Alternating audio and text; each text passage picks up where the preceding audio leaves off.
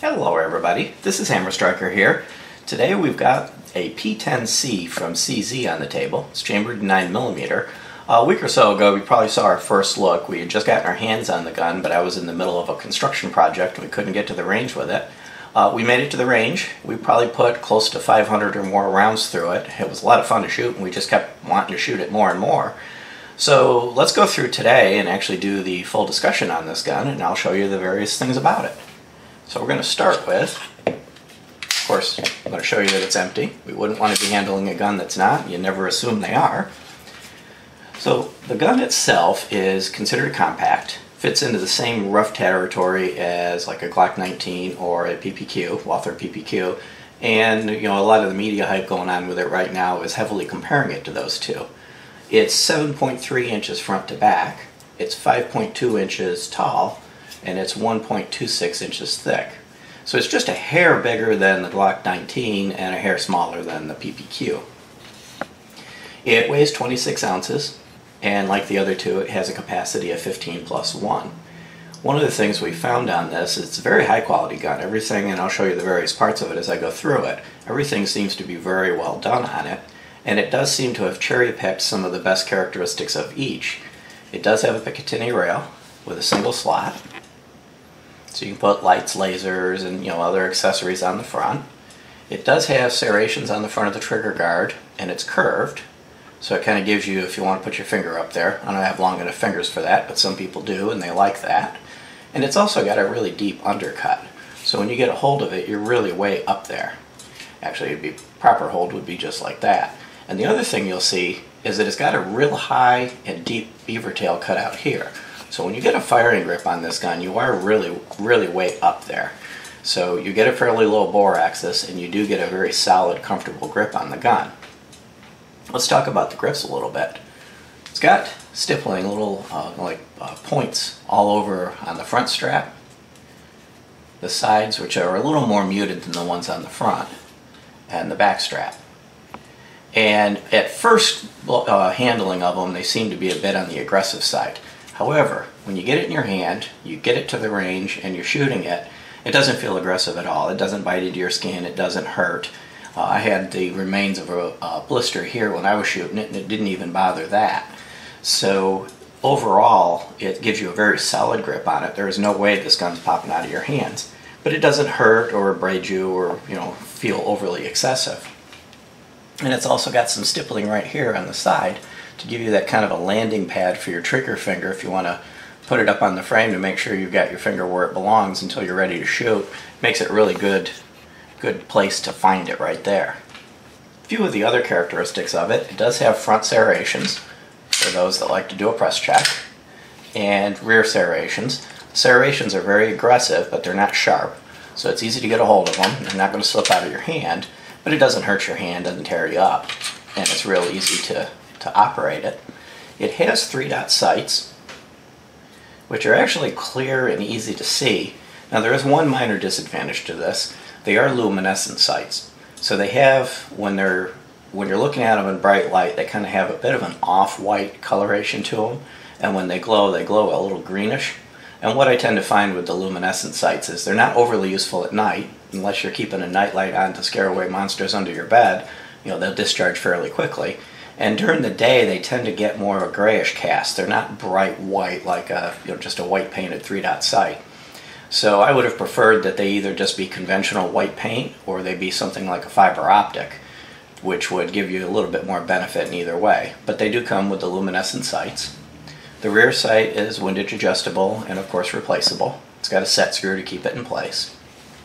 And the front sight is replaceable with this little screw. You can pop them out, but they are not necessarily adjustable. You can see, looking at the muzzle end, it's got a little bit of beveling. This conceptually makes it a little easier to slide it into a holster. This really is targeting the concealed carry market, though it also would make a good home defense gun. This is one of those that, with the size of it and the capacity, it's got steel magazines, 15+1 capacity, comes with 2 magazines. With the combination of the compact size of it and the capacity, this is one of those holster to nightstand type guns. You can buy one gun, serves both roles, and it'll work quite well. I might have failed to mention that the back straps are interchangeable. It comes with a total of 3 of them. The small one is pre-installed on this gun, and then it has 2 more. And one thing you'll see is that the largest one, which is this one here, has a very pronounced hump, and it actually gets kind of close to the Glock hump. And a lot of people don't really like that because it lands in the wrong spot on their hand. But with the 3 back straps, you can easily customize it to fit your hand in the way you want it to work.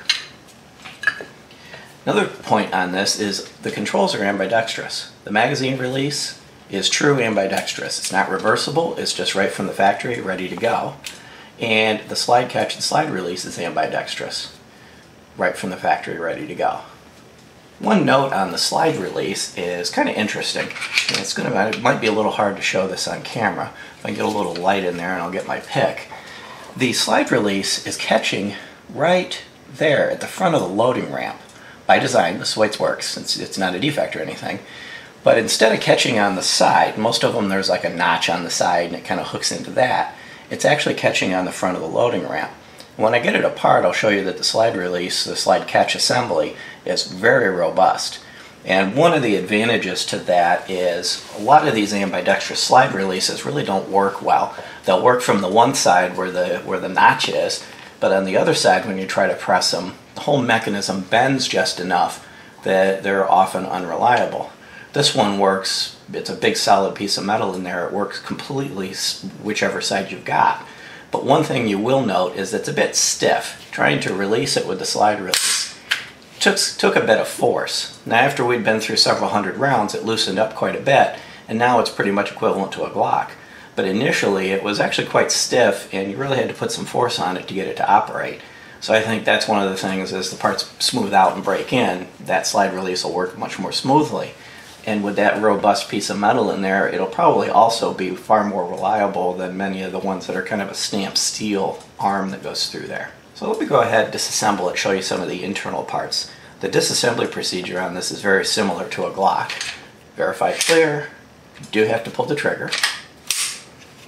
And then you just kind of wrap your hands around it and just squeeze it. Just close your hand, that's all you got to do. You're just taking tension off of this little arm. Pull down these 2 pins and it pops right apart. I'm going to set the slide aside for a moment. Let's talk about the frame. The frame is quite robust. Everything in here is nice and solid. It's got nice long guides, and they're fairly thick, and they're beveled a little bit at the front to make reassembly more streamlined. And the whole locking block assembly itself is large, robust, with long arms to keep it stable. At the back, it's got significant, right there, guides, both sides. And like the 509 and many of the other older hammer style guns, which not all striker guns have this, it does have active out of battery protection. It's make sure that by mechanism it needs to be in battery before it'll fire. And here is your sear assembly and the drop safety release mechanism. And I'll show you the drop safety when I get to the slide mechanism. And let me just show you here, there's the slide catch, slide release, and this is the little piece right here that comes up, and you'll just see how robust that metal arm is. So when you're pushing down from one side or the other, not only is it operating from the center, but it's nice and solid. It's not going to bend and flex. It's just going to work. Everything I've seen so far in this gun is well machined, well done, and robust. This thing's built to last. Go ahead and show you the slide. It's got a captive single recoil spring with a plastic guide rod. Here's the barrel, and the barrel is 4.02 inches. It's nice and solid, and that has a massive locking lug. Many of the other striker fired guns, the lug's probably about 1/3 of this size, maybe half, kind of in the middle. And the same with the feed ramp. It's got a nice wide feed ramp, and the block around the feed ramp is really solid. They have talked about, or actually advertising, there being a 40 version of this available. I haven't seen any of them out yet, but I'm sure they're coming. It'll be the same barrel block, just bored out, I can pretty much guarantee it. This is robust enough to actually be a 10mm barrel if you bored it out. So overall, this another well done part. Here's the slide, smoothly machined. Everything's nice and clean. It's got a long, and it's kind of an interesting shaped loading ramp. It's kind of flat here, and it's got kind of a sharp ramp that comes up, and it protrudes down more than many of them do. Part of that is to give a lip for that slide catch assembly to catch on. Back here you've got the sear, and you've got the drop safety mechanism. Now this drop safety mechanism is a little bit strange compared to some others. Pull back on the little bit, and what I'm trying to do this where I can keep my hand out of it. But you see it's a little arm that slides back and forth. Slides back and forth. Now one of the things about this, and this is one thing I'm not as fond of, is that to be in the locked position actually has to put tension on this little lower part of it, that little flat piece right there. And let me put it into the locked position. So that's in the the lock or blocked position, but it won't natively go in that position. If you just pull back on the striker, it won't auto lock itself like a Glock, PPQ, and most of the other striker guns do. What has to happen is when the gun is in battery, that little piece that sticks up here, right there, pushes in on it and causes it to lock. Now it does work. Conceptually, it's a valid drop safety mechanism. But my preference is for drop safeties that always fail into blocked or locked mode, as opposed to having to be put there by part of the action. Whereas anytime the striker is pulled back enough to clear it, it automatically locks itself. This one won't do that, and it'll be important when you're cleaning it to make sure that this arm is free and operating smoothly to ensure that your drop safety stays fully functional. So far, when I've had the gun apart and looked at its mechanics and its architecture, that's the only thing at all on this entire gun that I've seen that's like, yeah, I'm not so sure about that. But it does work, and it is considered a drop-safe weapon. So let me go ahead and put it back together, which is fairly easy to do. Drop the barrel in place. Drop the spring in place, kind of make sure it's centered. It kind of wants to self-center itself. And then just like most of the other striker guns, just line it up on the frame. Slide it back and cycle it, and it automatically puts itself back ready to operate. So overall, maintenance and cleaning on this, if you know how to maintain and clean a Glock, you know how to maintain and clean this. It's real easy to do and real straightforward. So let's talk about a few of the things that right now there's a lot of media hype about this. These currently are unicorns. I guarantee it. If you're watching this video 2 or 3 weeks from the day we release it, that probably won't be true anymore. But right now they're hard to get a hold of. So there's a few that have, like us, that have gotten early retail versions of it. And then there's some channels that had gotten either T&E guns or actually had the opportunity to go over to place of manufacture and do some T&E at the manufacturer. One of the things that is hyped on this is the trigger. So let me cycle it and have the trigger ready. It's billed as a PPQ Killer Trigger. That the trigger is even better than the PPQ, which in striker-fired guns, the PPQ is the bar to reach. If you can touch the PPQ with your trigger, you've arrived. And from what I can tell with this trigger so far, and we've got 500 plus rounds through it, the trigger's nice. It's better than a stock Glock trigger, but it doesn't come close to killing the PPQ. Let me show you how the trigger works. It has a little arm safety, the split trigger safety. It's part of the drop safety. And it disappears quickly and doesn't really bite into your finger. It has a little bit of take-up, but it's actually not excessive. It's pretty reasonable take-up. Then you're on the wall, and it has a very solid, and it's a little bit heavy-feeling wall. Short, crisp break. The reset is right there. It's about equivalent to a stock Glock, maybe just a hair shorter. It's not quite as short as the PPQ, and then there's all the way out. So I'll do it again, break, reset, and then you're right on the wall and it resets, which is nice. And you do get a good solid click so you can hear it, and you get a little bit of a feel of it, and then that same really crisp break. So I would say it's an exceptionally well done trigger, but it's kind of between a stock Glock and a PPQ. It's unfortunately not reaching the PPQ killer territory.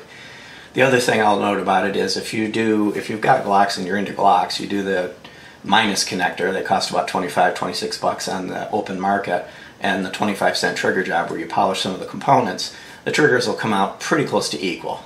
So a Glock with a stock trigger, this beats. A Glock with a little bit of tender loving care put to it, it comes in about equal. So it's a really nice trigger, it's a very good trigger, but don't kick your PPQ to the curb yet. So overall, I do think it's a very well done gun, and I think if you don't have a gun, you don't have a Glock, you don't have a PPQ, and you're shopping for a gun, this would actually be a very good choice. I would take this or a Glock pretty much interchangeably. It's size comparison, I'll show you in a few seconds, that might factor into some of your decisions, but it's a good gun, it's a good choice, but it will not be driving Glock to file Chapter 11 on Monday, and it really doesn't dethrone the PPQ. So let me show you a few of the two guns that I've been mentioning that it does compare to. I put the magazine in so we get it equal. What I've got here is a Glock 19. This happens to be a Gen 4. It also holds 15+1, and of course it's empty. And if we put them up side by side,